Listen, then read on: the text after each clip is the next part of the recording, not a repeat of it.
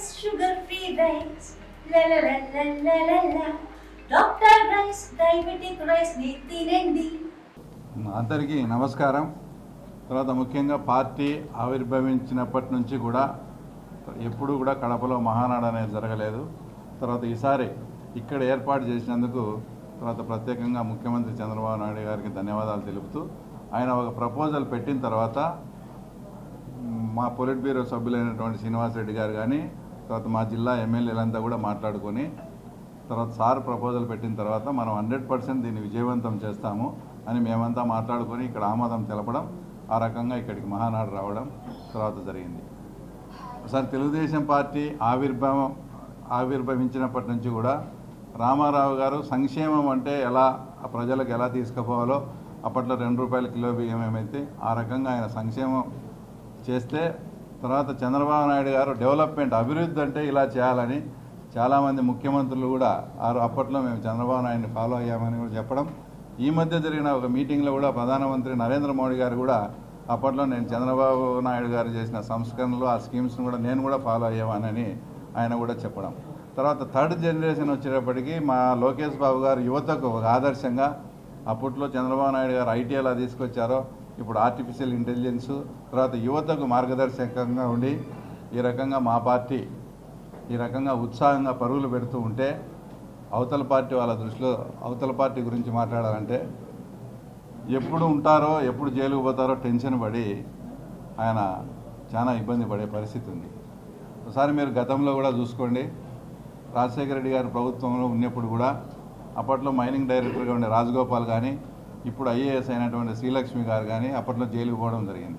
అదే పంతాలో ఈరోజు జగన్మోహన్ రెడ్డి గారు, కృష్ణమోహన్ రెడ్డి కానీ వచ్చి ధనంజయ రెడ్డి ఐఏఎస్ ఆఫీసర్లు కానీ తర్వాత పిఎస్ఆర్ ఆంజనేయులు కానీ ఈరోజు జైల్లో ఊచలు లెక్క పెడుతూ ఉన్నారంటే ప్రతిసారి అధికారులను వాళ్ళు ఇష్టం వచ్చినట్లు వాడుకోవడం, వాళ్ళు జైలు పోవడం, వాళ్ళతో పాటు ఈయన జైలు పోవడం.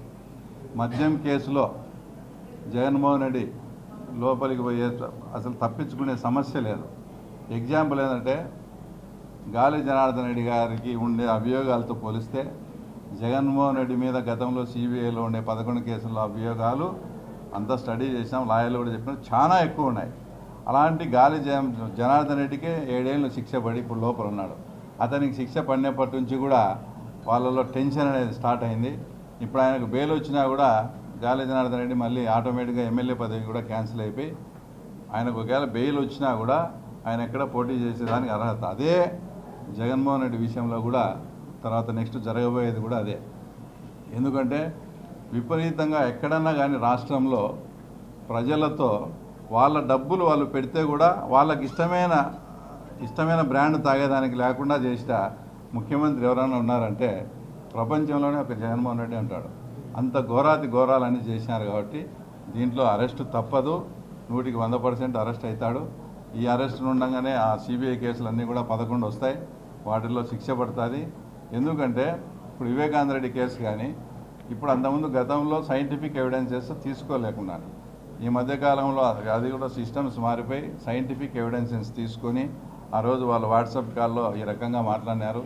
ఈ టవర్ కిందనే హత్య చేసిన వాళ్ళు ఉన్నారు, వాళ్ళు అవినాష్ రెడ్డి ఇద్దరు ఒకటే టవర్లో ఉన్నారు. ఇట్లా వివేకానంద రెడ్డి కేసులో అవినాష్ రెడ్డి, సిబిఐ లిక్కర్ కేసులో జగన్ రెడ్డి తప్పకుండా శిక్ష పడి వాళ్ళు లోపలికి పోవడం ఖాయం. వచ్చే మహానాడు కల్లా ఈ రకంగా వాళ్ళ పార్టీనే ఉండదు, వాళ్ళంతా జైల్లో ఉండి ఇద్దరు అనర్హులుగా ఉండే పరిస్థితి కూడా ఉంది.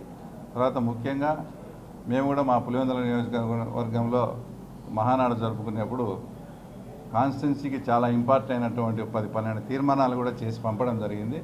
ముఖ్యమంత్రి దృష్టికి తీసుకుపోయి ఆ 12 తీర్మానాలు కానీ ఆమోదింపజేసుకుంటే ముఖ్యమంత్రి గారు కానీ అవన్నీ కూడా మాకు చేస్తే మా పులివెందులలో కూడా ఇంకా ఏ ప్రాబ్లం లేకుండా కూడా జరిగిపోతుంది. అలాగే జిల్లా వాసులందరం కూడా స్టీల్ ప్లాంట్ విషయంలో కూడా ఈసారి చంద్రబాబు నాయుడు గారు ఈ మహానాడులో ఒక క్లారిటీ ఇస్తారని కూడా మేము అనుకుంటూ మొత్తం ఇది ఒక పండగ వాతావరణంలో ప్రతి ఒక్కరూ కార్యకర్తలు కామన్ పీపుల్ అంతా కూడా ఎప్పుడు 27వ తేదీ వస్తుంది, ఆ పండగ ఎప్పుడు వస్తుందని ఎదురు చూసే పరిస్థితి ఉంది. కాబట్టి తప్పకుండా అందరూ వచ్చి కార్యక్రమాన్ని విజయవంతం చేయవలసిందిగా కోరుతున్నాం.